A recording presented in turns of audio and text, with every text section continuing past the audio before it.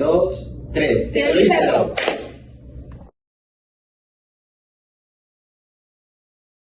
Muy buenos días, me presento, mi nombre es Dana Sánchez. Ángel Fernández. Oscar Genel, Anet Colores y Beth Aguirre. Liam Soto.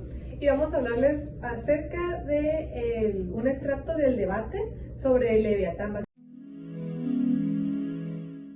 básicamente con lo que sería el Estado. A continuación tendremos algunas preguntas que el equipo estará contestando y la idea es que se pueda entender nuestro punto de vista, pero a la vez lo que hemos aprendido del libro que viene de Thomas Hobbes. Para comenzar es muy importante comprender un poco sobre quién fue Thomas Hobbes y su importancia en la sociedad. Thomas Hobbes era una persona que le encantaba, le maravillaba mucho la corona inglesa, tal cual toda la idea de una monarquía. Pero él fue uno de los máximos exponentes del empirismo. Él lo que veía es que la monarquía estaba en decadencia.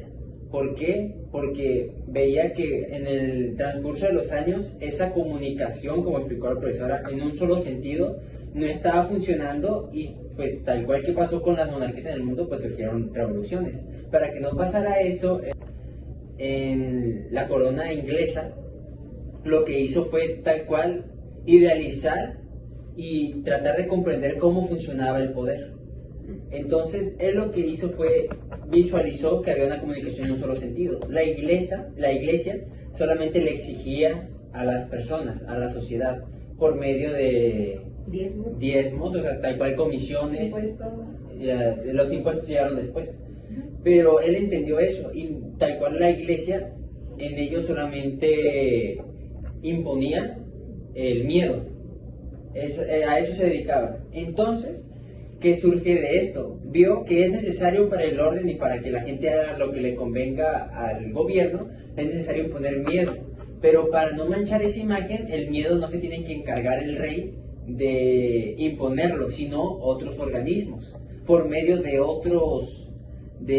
otras personas. Entonces, él lo que creó fue tal cual la primera idea de lo que es el Estado. Él creó tal cual el Estado.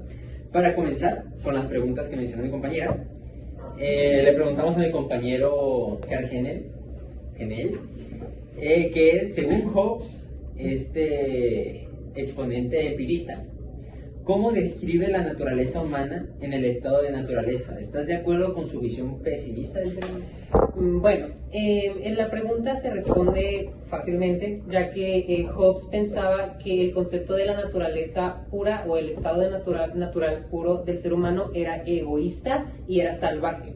Ahí les va por qué.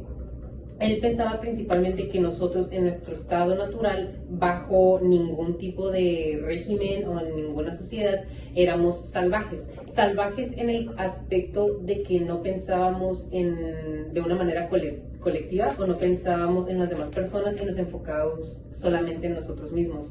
O sea que terminábamos siendo egoístas, por así decirlo, o un poco arrogantes, ya que por lo regular pues íbamos a pensar prácticamente siempre por nosotros mismos en cualquier situación. Entonces él, supongo que lo proyectaba salvaje como un animal, que no sé si saben que un animal, supongamos, ponemos el ejemplo de una presa y hay dos depredadores, los dos depredadores, sin importar que el otro quiere la comida, van a ir por la misma presa y no importa si se pelean por la presa, lo van a hacer a costa de lo que sea para obtener como que su satisfacción personal. Entonces siento que a eso se refería con ser salvajes, en que éramos como que animales. Sí. Y si estoy de acuerdo o no, siento que tengo una opinión muy dividida en esto.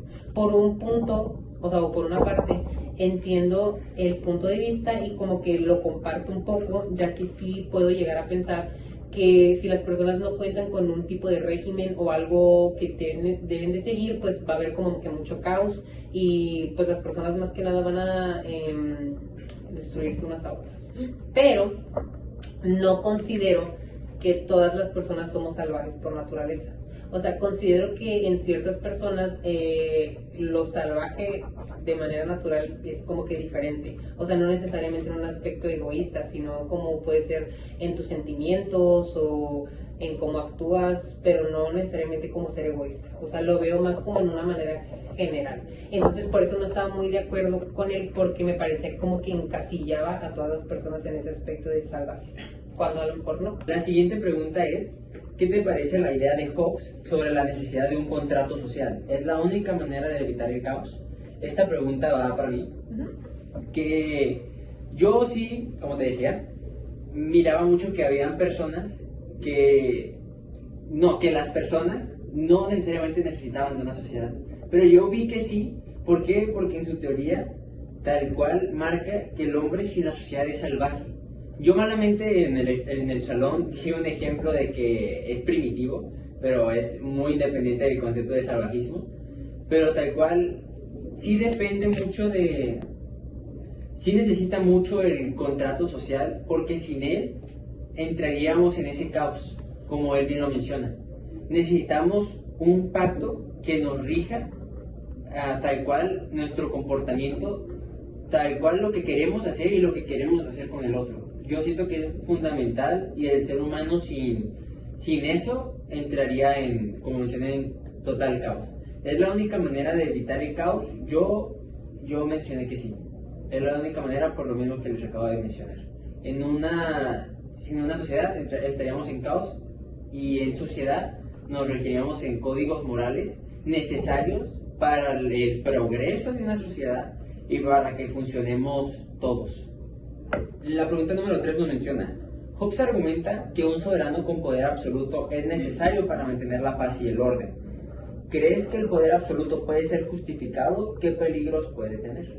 Esa pregunta va para mi compañera Dana. Yo estoy de acuerdo. Aquí les va. ¿Por qué? Ok, en parte no es un poder absoluto como tal, pero si lo estuviéramos viendo en una escala piramidal, sí es necesario que alguien tenga que al final tomar las decisiones importantes y esas responsabilidades, ¿no? De dirigir la visión hacia dónde va el grupo de personas. Pero con eso no me refiero con un poder absoluto como tal. O sea, sí tiene que recaer en alguien en la toma de decisiones, pero un poder absoluto ya digamos de que ya imponer ideologías, que tengan muchos dogmas, son cosas con los que ya no comparto el punto de vista. O luego también dice, o sea, ¿puede ser justificado? Creo que sí. Por ejemplo, en época de pandemia, no sé si recuerdan que había gente que decía que no quería seguir las normas, no se quería vacunar, y los gobiernos impusieron sus reglas. O sea, hubo un uso de poder absoluto. Hubo un uso, pero como tal que no sea algo prolongado. Y dice, ¿qué peligros puede tener? ¿De qué nos serviría una sociedad con poder absoluto? Va a ser una sociedad sometida, como antes habíamos visto a través de las historias. O luego podemos ver actualmente países que los que se vive un poder absoluto que los frena el desarrollo económico, no los permite relacionarse con los demás, hay viola de derechos. ¿Qué hemos visto en las historias trágicas de las personas en Corea del Norte, lo que pasa en África? O sea, hay un abuso de... Es por eso que me refiero que el poder absoluto puede ser justificado solo si es en uso y no es algo prolongado. La pregunta número 4, que va para mi compañero Ángel: ¿qué simboliza el Leviatán en la obra de Hobbes, que es tal cual el tema central? ¿Consideras que un gobierno fuerte es siempre necesario para evitar conflictos? El Leviatán simboliza el Estado que se construye de las mismas personas, y las mismas personas son las que le da fuerza al Leviatán, porque es como la manera en que se representa el Estado. Como tú lo mencionaste al principio, que deja de ser como la sociedad controlada por la Iglesia y empieza a ser controlada por el Estado. El Leviatán es la manera de representar el Estado. Y sobre que considero que si un gobierno fuerte es siempre necesario para evitar conflictos, en mi opinión, yo opino que sí, ya que le da fortaleza a la sociedad el hecho de que sea rígido ese gobierno, de que no tenga como tanto quiebre, evitar estos conflictos base a la fuerza que tiene ese gobierno. No sé si ustedes tengan opiniones diferentes con respecto a esto. La pregunta 5 va para mi compañera Iveda Aguirre.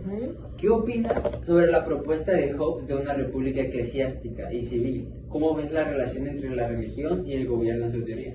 Bueno, en su época, en su tiempo, lo veo bien, porque lo que quería Hobbes es que la iglesia se juntara con el gobierno para que la iglesia mantuviera un orden y como que educar a las personas para que sean más obedientes hacia el Estado. y que sean pues más tranquilos y no hagan mucho desorden por querer entrar a la política o querer tener un mando en la política.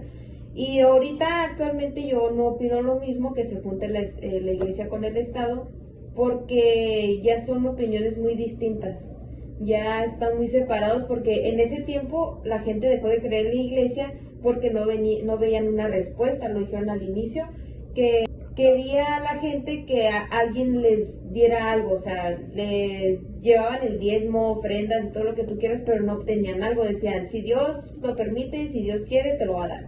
Y pues decían, Dios no quiere, no me lo está dando, pues me voy hacia el Estado. Y ahí fue cuando el Estado dijo, bueno, te juntas con nosotros para que, por así decirlo, me amanses a la gente y que no quieran como que resaltar sobre mí para que yo les esté pagando todo. Porque se iban con el Estado a decirles, oye, pues ayúdame a que mi trabajo crezca, que mi ganadería también produzca. Y esa es mi opinión. Pues ahorita actualmente yo creo que no, pero en su época sí opino que estuvo bien que se juntara la iglesia con Es que Estado. eso, pero pues es que yo creo que contesté lo mismo a la pregunta. Ahorita son literalmente dos mundos que por lo regular siempre se encuentran en categorías opuestas. Sí, Entonces aparte es muy complicado que se junten los dos y que puedan vivir bajo algo De hecho, se unificado. me hizo súper ingenioso, ¿no? De cómo no perder el poder del gobierno y decir, bueno, de la iglesia como tal y fusionarlo para tener un Estado. sí, porque la gente comenzó a tenerle mucho miedo a la iglesia, porque la iglesia, para mantenerlos quietos o que no también se rebelaran, tenían sus castigos, las torturas, que eran pues muy feas, la verdad. Los Y el Estado las cambió por nada más estar en la cárcel. Ahí no te pasa nada, no te torturan. Ya si la gente te lo hacía, pues Bueno. era diferente, pero no se comparan pues las torturas que hacían. Muy bien. La pregunta 6, que va para mi compañera Anet Colores. ¿Es válido sacrificar la libertad individual en favor de la seguridad como propone Hobbes? ¿Dónde crees que debería trazarse la línea? Siento que sacrificar tu libertad por tener asegurado cierta protección no me parece bien, porque a pesar de que tienes sí protección, las personas, si cuentan con que tú les des tu libertad, a fin de cuentas están decidiendo qué hacer contigo y están decidiendo pues tus pensamientos. O sea, no tienes la libertad para hacer lo que tú quieras, sino que ellos se las estás dando, nada más por un poquito de protección, ¿saben cómo? Entonces yo siento que no es correcto y que el punto debería trazarse o debería haber un límite en cuando tenemos que sacrificar algo nuestro, personal, nada más para obtener a cambio pues la protección. Entonces podemos estar de acuerdo que depende de qué libertades son las que se privan para esa seguridad, y la importancia de trazar esa línea es acerca de que tú tienes que escoger si quieres o no, no que sea impuesto. Cada quien tiene distintos Eso sería todo. Y es que literalmente vuelve a entrar ahí tu libertad, la libertad de escoger o no. El concepto Sí. diferente, es que tenemos el concepto muy diferente. Esa es la belleza de debatir. Caso cerrado. Adiós, nos vemos en el siguiente capítulo y espero que les haya gustado mucho. Ha sido todo. Caso Adiós. cerrado.